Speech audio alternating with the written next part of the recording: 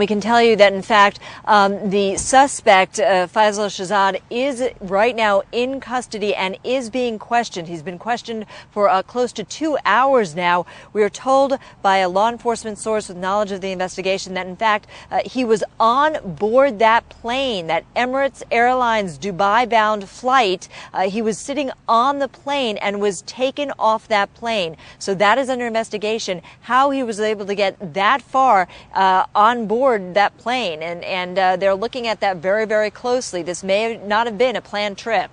What we're being told is that, in fact, he answered an ad on Craigslist. The seller was offering a Nissan Pathfinder 1993, and he answered the ad, whether by phone or by email, and they met in the parking lot of a grocery store. At that point, they agreed to exchange the car for $1,800, and he took charge of the car. He registered the car, and this is a way that you can buy a car almost anonymously, because if you've got the car and you've got the registration papers, well, then it's up to you to then go and get new plates and register the vehicle. It appears that that was not done. That in fact he was able to get a license plate, he or somebody he was working with, able to get a license plate from a scrapyard from another vehicle that was there. And we walked along the edge of the scrapyard, and really it's very easy to get into. There are some locks, but the gates really aren't foolproof. You can climb over at one part, the fence is bent, you can climb under, so it's easy to access that scrapyard and get the license plate.